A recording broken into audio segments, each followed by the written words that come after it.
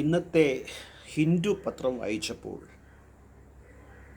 അതിൽ വന്ന ഒരു പ്രധാന വാർത്ത,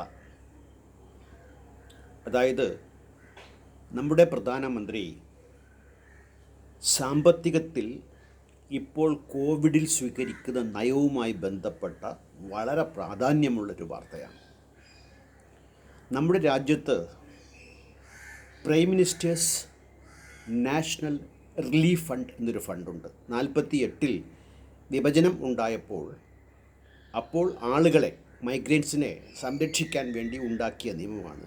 കാലാകാലങ്ങളിൽ ഉണ്ടാകുന്ന ദുരന്തങ്ങളിൽ ആളുകളെ സഹായിക്കാൻ വേണ്ടി പബ്ലിക്കിൽ നിന്നും മറ്റും ഡൊണേഷൻ സ്വീകരിച്ചുകൊണ്ട് വളരെ സുതാര്യമായി നടന്നു വരുന്ന ഒരു പദ്ധതിയാണത്. ഇപ്പോൾ ഈ കോവിഡിൻ്റെ കാലഘട്ടത്തിലും ആ പദ്ധതിയെ ഉപയോഗിക്കുന്നതിന് പകരം PM cares, prime minister cares എന്ന പേരിൽ മറ്റൊരു സംരംഭം മോഡി ആരംഭിക്കുകയുണ്ടായി. എന്തിനെന്ന് ചോദിച്ചു കഴിഞ്ഞാൽ, prime ministers national relief fund അത് സുതാര്യമാണ്. അതിൻ്റെ കണക്കുകൾ അവതരിപ്പിക്കണം. അത് RTI ആക്ടിന് കീഴിലാണ്. പക്ഷേ ഈ PM കെയേഴ്സ് അതിൽ നിന്നൊക്കെ രക്ഷപ്പെടുന്നുണ്ട്. മാത്രമല്ല, ഇതിലെത്ര സംഭാവന കിട്ടി എന്നതിൻ്റെ ചോദ്യമുണ്ടായപ്പോൾ അത് ട്രാജഡി മുതലെടുത്തുകൊണ്ട് പ്രത്യേക കാലാവസ്ഥ, കോവിഡുമായി ബന്ധപ്പെട്ട അടിയന്തര ഘട്ടം മുതലെടുത്തുകൊണ്ട് അത് നൽകിയില്ല. ലക്ഷക്കണക്കിന് രൂപ, കോടിക്കണക്കിന് രൂപ ഒഴുകിയെത്തിയിട്ടും ഇന്നേ വരെ ചില്ലിക്കാശ് അതിൽ നിന്ന് സർക്കാർ ചെലവാക്കിയിട്ടില്ല. എപ്പോൾ ചെലവാക്കുമെന്ന് ചോദിച്ചപ്പോൾ ആവശ്യമായ തുക കിട്ടട്ടെ, അപ്പോൾ ചെലവാക്കും എന്നാണ്. ജനം ദുരിതത്തിലാണ്. മഹാരാഷ്ട്രയിൽ നിന്നും മധ്യപ്രദേശത്തിലേക്ക് നടന്നുപോയ, അതായത് രാത്രി 7 മണിക്ക് നടക്കാൻ തുടങ്ങിയവർ റെയിൽവേ ട്രാക്കിലൂടെ നടന്നു. റോഡിൽ കൂടി നടക്കുകയാണെങ്കിൽ പോലീസിൻ്റെ ഭീഷണി ഭയന്നുകൊണ്ട് റെയിൽവേ ട്രാക്കിൽ കൂടി നടന്നവർ ഔറംഗാബാദ് റെയിൽവേ സ്റ്റേഷന് ഏകദേശം മുമ്പിൽ വെച്ച് ആ ട്രാക്കിൽ ക്ഷീണിച്ചുറങ്ങിപ്പോയി. 16 മനുഷ്യജീവനുകൾ ഗുഡ്സ് ട്രെയിൻ കയറി മരിച്ചു. ആ സീൻ കണ്ടപ്പോൾ വല്ലാതെ ഞെട്ടിപ്പോയി. വളരെ സങ്കടം തോന്നി. മനുഷ്യജീവന് ഇത്രയേ വിലയുള്ളൂ എന്ന്. ഇവരെന്തുകൊണ്ടാണ് നടന്നു പോകാൻ തയ്യാറായത്? അവരെന്തുകൊണ്ട് വീട്ടിൽ പോകാനെന്ന ആഗ്രഹം മനസ്സിൽ സൂക്ഷിക്കുന്നു? അവർക്കറിയാം, ഈ രാജ്യത്തെ ജനാധിപത്യ സംവിധാനം, ഇന്ന് നിലനിൽക്കുന്ന ഈ ജനാധിപത്യ സംവിധാനം അവരെ രക്ഷിക്കില്ല എന്ന ഉത്തമ ബോധ്യമാണ് ആ പാവങ്ങളെക്കൊണ്ട്. പുരിവയലത്ത് കുട്ടികളെയും ചുമലേന്തി ബാഗുമേന്തി ലക്ഷക്കണക്ക്, മില്യൺസ് ഓഫ് പീപ്പിൾ ഇന്ത്യയിൽ അങ്ങോളം ഇങ്ങോളം ഹൈവേയിൽ കൂടി നടന്നു നീങ്ങിയത് നമ്മൾ കണ്ടു. നോട്ട് നിരോധനം ഒരു രാത്രി കൊണ്ട് പ്രഖ്യാപിച്ചു. കോവിഡിൻ്റെ ഈ ലോക്ക്ഡൗൺ അതുപോലെ പ്രഖ്യാപിക്കേണ്ടതാണ്. അതിൽ യാതൊരു സംശയവുമില്ല. അതിൻ്റെ ആ വ്യാപനത്തിനെ കുറയ്ക്കാൻ പറ്റിയോ എന്ന് അതൊക്കെ മറ്റൊരു കാര്യം. പക്ഷേ അതല്ലാതെ നിർവാഹമില്ല ഇന്ത്യക്ക്. പക്ഷേ അപ്പോൾ ചെയ്യേണ്ട ഒരുപാട് കാര്യങ്ങൾ, മഹാത്മാഗാന്ധിജി, ആ പടുവൃദ്ധൻ, ആ ഭ്രാന്തൻ പണ്ടു പറഞ്ഞു, ഈ ദരിദ്ര രാജ്യത്തെ ഏറ്റവും പാവപ്പെട്ടവനെ കൂടെ കണക്കിലെടുത്തുകൊണ്ട് വേണം നിങ്ങൾ നിയമങ്ങൾ നിർമ്മിക്കാനെന്ന്. എവിടെ നിയമങ്ങൾ ആർക്കു വേണ്ടിയാണ് നിർമ്മിക്കപ്പെടുന്നത്? ആരെയാണ് സംരക്ഷിക്കുന്നത്? ഈ അടിയന്തര ഘട്ടത്തിൽ പോലും ആളുകളെ മറന്നുകൊണ്ടുള്ള വളരെ മോശമായ ഒരു രീതിയാണ് നമ്മുടെ സർക്കാർ സ്വീകരിച്ചതെന്ന് പറയാതിരിക്കാൻ ആവില്ല എന്നുള്ളതാണ് ഏറ്റവും ദുരിതം പിടിച്ച ഒരവസ്ഥ. ഈ 16 പേർ എന്തു തെറ്റ് ചെയ്തിട്ടാണ്? അവരാരാണ്? എൻജിൻ ഓഫ് പ്രൊഡക്ഷനാണ് അവർ. ഈ രാജ്യം മുന്നേറാൻ വേണ്ടിയിട്ട് തങ്ങളുടെ അധ്വാനം തുച്ഛമായ വിലയ്ക്ക് വിൽക്കാൻ വേണ്ടി സ്വന്തം മണ്ണ് വിട്ട് മറ്റു മണ്ണിലേക്ക് വേണ്ടി ജീവിതം തേടിയ പാവപ്പെട്ട ആളുകളാണ്. കേരളം എത്ര മാതൃകാപരമായാണ് അതിഥി എന്ന നല്ല പേരിട്ട് വിളിച്ച് അവരെ സംരക്ഷിച്ചത്, അവരുടെ നാട്ടിലേക്ക് അയച്ചത്, അവർക്ക് വേണ്ടി റേഷൻ കൊടുത്തത്, അവർക്ക് വേണ്ടി മറ്റു സൗകര്യങ്ങൾ ഉണ്ടാക്കി കൊടുത്തത്, അവർക്ക് ആഹാരം എത്തിച്ചു കൊടുത്തത്, പാചകം ചെയ്യാൻ വേണ്ടിയിട്ട്. എന്തേ ഇന്ത്യയിലെ മറ്റു സംസ്ഥാനങ്ങൾ ഇത് സ്വീകരിക്കാത്തത്? എന്തേ കേന്ദ്ര ഗവൺമെൻറ് ഇത്ര നിസ്സംഗമായി ഇക്കാര്യത്തിൽ നിലപാടെടുക്കുന്നു എന്നുള്ളതാണ്. മനുഷ്യ സ്നേഹം ലവലേശം തീണ്ടിയിട്ടില്ലാത്ത ഒരു വിഭാഗമാണ് ഇന്നത്തെ നമ്മുടെ ഭരണകർത്താക്കൾ എന്നത് വളരെ ഭംഗിയായി തെളിയിക്കുന്ന ഒന്നാണിത്. ഫൈനാൻസ് മിനിസ്റ്റർ നിർമ്മല സീതാരാമൻ ഒരു പാക്കേജ് പ്രഖ്യാപിച്ചു.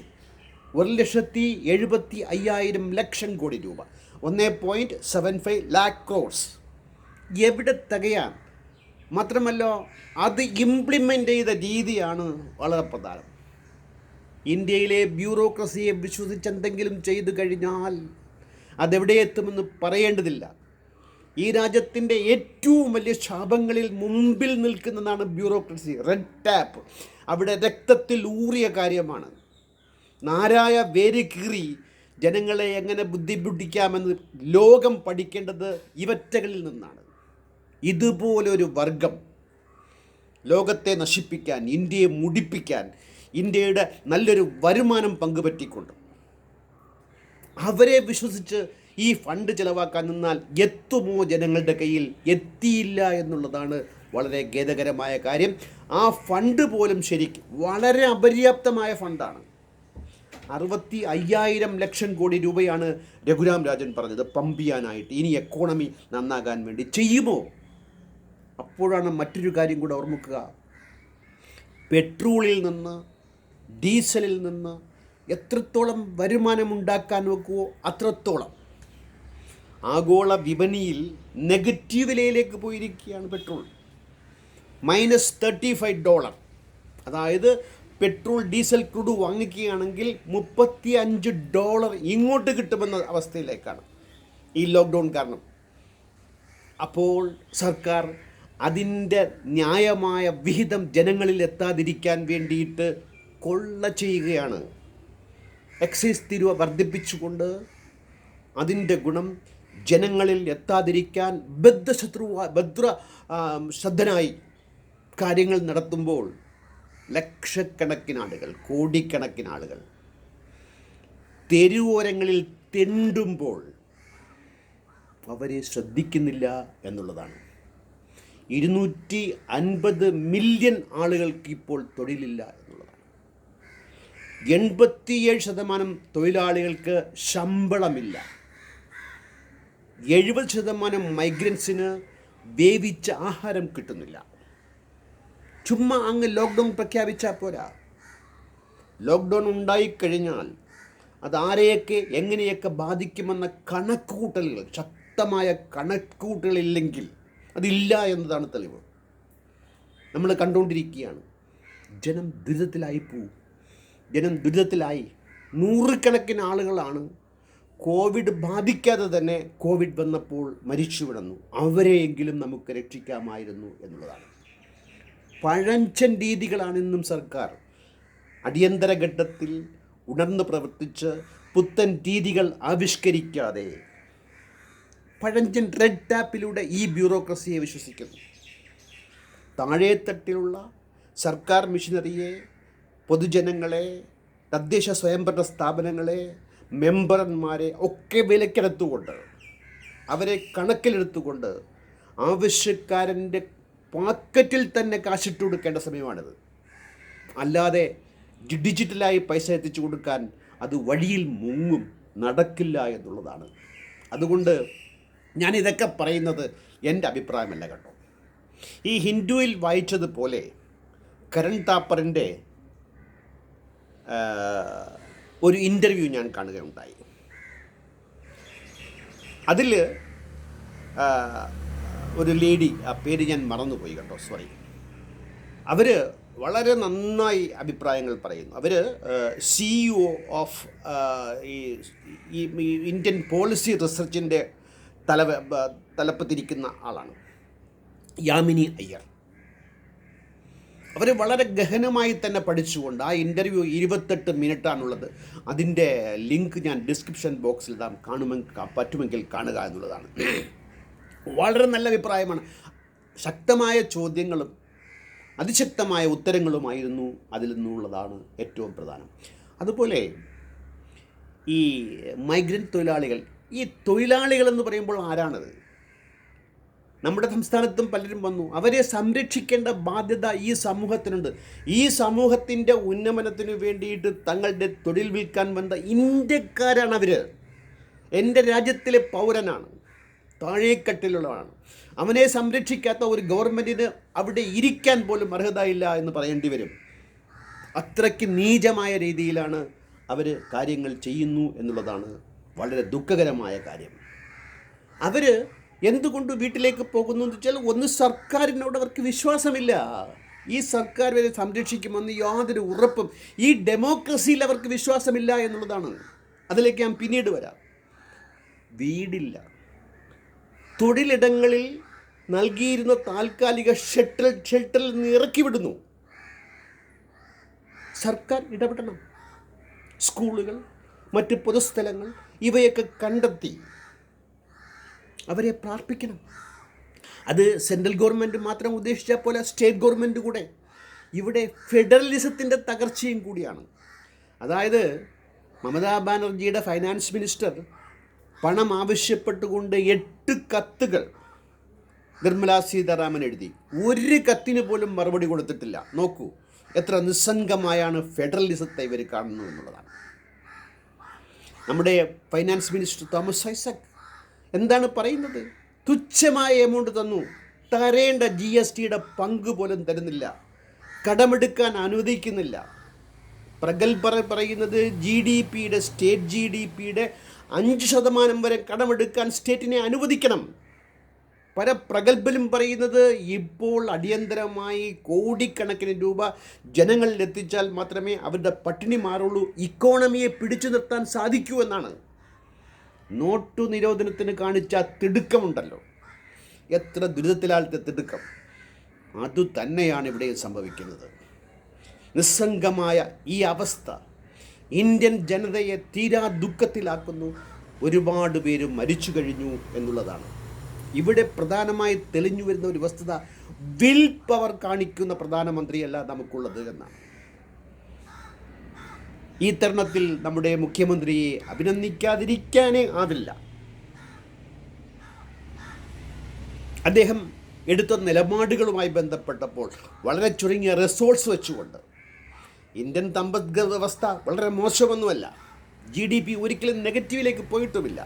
അതിൻ്റെ വളർച്ചാ നിരക്ക് താഴേട്ട് വന്നു, അത് സംശയാതീതമായി. പക്ഷേങ്കിൽ വളരെയധികം നെഗറ്റീവ് ട്രെൻഡ് ഇല്ല എന്നുള്ളതാണ്. അപ്പോൾ എടുക്കേണ്ട ശക്തമായ നടപടികൾ എടുക്കാതിരിക്കാൻ കാരണം അതിൻ്റെ വിൽ പവറുള്ള ഒരു പ്രധാനമന്ത്രി ഇല്ല എന്നുള്ളതാണ്. അധികാരങ്ങളെ തന്നിൽ കേന്ദ്രീകരിച്ചുകൊണ്ട് താനാണ് എല്ലാം എന്ന് വാദോരാതെ പ്രസംഗിക്കുന്ന മാൻ കി ബാത്ത് ആ പ്രധാനമന്ത്രി ഇതിൽ വിൽ പവർ ഇല്ല എന്നുള്ളത് വളരെ ദുഃഖസത്യത്തായി നിലനിൽക്കുന്നു എന്നുള്ളതാണ്. ഇതിലൂടെ എന്താ സംഭവിക്കുക? അതായത് ലോക്ക്ഡൗൺ പ്രഖ്യാപിച്ചു. പല രാജ്യങ്ങളും, US, ജർമ്മനി, എല്ലാ രാജ്യങ്ങളും, ഇറ്റലി, ഫ്രാൻസ്, അവിടുത്തെ ജനങ്ങൾ അനുസരിച്ചു. അവർ വീട്ടിൽ നിന്ന് പുറത്തിറങ്ങിയില്ല. ഇന്ത്യയിൽ എന്ത് സംഭവിച്ചു? മൈഗ്രൻസ് തെരുവോരങ്ങളിൽ ഇറങ്ങി ഞങ്ങൾക്ക് വീട്ടിൽ പോകണം. എന്താണ് ഇതിൻ്റെ തെളിവ്? ഞങ്ങളെ ഭരിക്കുന്നവർ ഞങ്ങളെ സംരക്ഷിക്കുമെന്ന ഡെമോക്രസിയിൽ ഉണ്ടാവേണ്ട അത്യാവശ്യമായ ഒരു സംരക്ഷണ ബോധം ഇന്ത്യയിലെ സാധാരണക്കാരന് നഷ്ടപ്പെട്ടു എങ്കിൽ ഇത് ഇന്ത്യൻ ഡെമോക്രസിക്ക് തന്നെ ആപത്താണ് എന്നുള്ളതാണ്. പേരിന് ഡെമോക്രസി പറയുന്നവർ, ഡെമോക്രസിയെ നശിപ്പിക്കാൻ തുനിയുന്നവർ ഇത് ആഘോഷിക്കുമായിരിക്കുമെന്നാണ് കണക്ക് കൂട്ടാനുള്ളത്. മറ്റൊന്ന് വ്യക്തിസ്വാതന്ത്ര്യം. പല രാജ്യങ്ങളിലെ ജനങ്ങൾ വ്യക്തിസ്വാതന്ത്ര്യത്തെ ഭരണകൂടത്തിന് അർപ്പിച്ചിരിക്കുകയാണ്. ഇവിടെയും അത് സംഭവിക്കുന്നുണ്ട്. പക്ഷേ ഇതിനെ ശക്തമായി മുതലെടുത്തുകൊണ്ട് ജനാധിപത്യത്തെ ധ്വംസിക്കാനായിട്ട് ഇന്നത്തെ ഭരണാധികാരികൾ തയ്യാറാകുമോ എന്നുള്ളൊരു പേടി പലരും പങ്കുവയ്ക്കുന്നുണ്ട്. ജനങ്ങളൊക്കെ ആകെ ദുരിതത്തിലാണ്. പക്ഷെ എന്തുകൊണ്ട് വയലൻസ് ഉണ്ടാകുന്നില്ല? അതാണ് മറ്റു പലരും ചോദിക്കുന്നത്. കാരണം തക്കതായി യാമിനി അയ്യർ പറയുന്നുണ്ട്. പേടി. തെരുവിലിറങ്ങിയാൽ ലാത്തി വീശി വരെ ആളുകളെ ഓടിക്കുന്ന പോലീസിനെ കുറിച്ചുള്ള ഭയം കാരണം ഇന്ത്യയിലെ പാവപ്പെട്ട ജനത ഒരു വയലൻസിന് തയ്യാറാകാത്തത് ഇവർ രക്ഷയായി ഭവിക്കുന്നു എന്നുള്ളതാണ്. അതുപോലെ ഫ്രീഡം ഓഫ് സ്പീച്ച്, ഇതിനെ കൂടി ഈ അടിയന്തര ഘട്ടത്തിൻ്റെ പേരും പറഞ്ഞ് ഇവർ മുതലെടുക്കുമോ എന്നൊരു ആശങ്ക കൂടെ കരൺ താപ്പറുടെ ചോദ്യത്തിലൂടെ യാമിനി അയ്യർ മുന്നോട്ട് വയ്ക്കുമ്പോൾ ഇവിടെ 3 കാര്യങ്ങൾ വളരെ പ്രസക്തമാണ്. ഒന്ന്, PM കെയർസ്, അതിൻ്റെ ഫണ്ടിൻ്റെ കാര്യം പുറത്തു പറയുന്നില്ല, എത്തേണ്ടവർക്ക് എത്തുന്നില്ല, പക്ഷേ ആവശ്യത്തിലേറെ പണം കുമിഞ്ഞുകൂടുന്നുമുണ്ട്. 2, പെട്രോളിൻ്റെ വിലവർദ്ധനവിലൂടെ സർക്കാർ കാട്ടുന്ന അനാസ്ഥയും കൊള്ളയും. 3, ഈ കോവിഡുമായി ബന്ധപ്പെട്ട് എടുക്കേണ്ട നടപടികൾ എടുക്കാതെ തന്നെ ജനങ്ങളെ ദുരിതത്തിലാക്കിക്കൊണ്ട് ഡെമോക്രസിയെയും ഫ്രീഡം ഓഫ് സ്പീച്ചിനെയും ജനങ്ങൾക്ക് ജനാധിപത്യത്തിലുള്ള വിശ്വാസം നഷ്ടപ്പെടുത്തത്തക്ക രീതിയിൽ ഒരു വിൽ പവറില്ലാത്ത പ്രധാനമന്ത്രിയാണ്. എത്രയോ ഇഞ്ച് വീതി എന്നൊക്കെ പറഞ്ഞു, 1 ഇഞ്ച് വീതിയെങ്കിലും ഉണ്ടെങ്കിൽ മതി എന്ന് ജനങ്ങൾ ആഗ്രഹിച്ചു പോവുകയാണ്. കോവിഡിനെ ഫലപ്രദമായി കൈകാര്യം ചെയ്ത ഒരുപാട് ജനാധിപത്യ രാജ്യങ്ങളുണ്ട്. യുവൽ നോവ ഹരാരി പറഞ്ഞു, അതോറിറ്റേറിയൻ രാജ്യങ്ങളെക്കാളും വളരെ നന്നായി ഇതിനെ കൈകാര്യം ചെയ്ത ജനാധിപത്യ രാജ്യങ്ങളായിരുന്നു.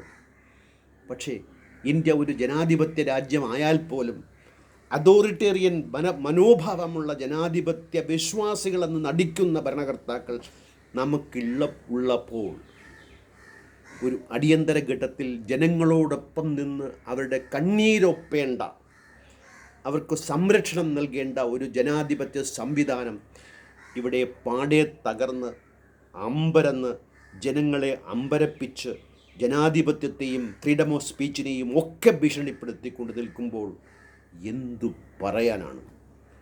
ഈ പാവപ്പെട്ട ജനതയ്ക്ക് ഇതിലുള്ള വിശ്വാസം അവർക്ക് വേണ്ടിയെങ്കിലും നഷ്ടപ്പെടാതിരിക്കട്ടെ എന്ന് ഇത്തരത്തിൽ നമുക്ക് ആശ്വസിക്കാനേ വഴിയുള്ളൂ. എൻ്റെ ഈ വാക്കുകളൊക്കെ ദ ഹിന്ദുവിൽ കണ്ട റിപ്പോർട്ടും കരൺ താപ്പർ ദി വയർ എന്ന ചാനലിനു വേണ്ടിയിട്ട് യാമിനി അയ്യർ അവരുമായി നടത്തിയ ഇൻ്റർവ്യൂവിൽ നിന്നെടുത്തതാണ്. മറ്റൊരു വിഷയവുമായി കാണുന്നതുവരെ നന്ദി, നമസ്കാരം. Thank you very much.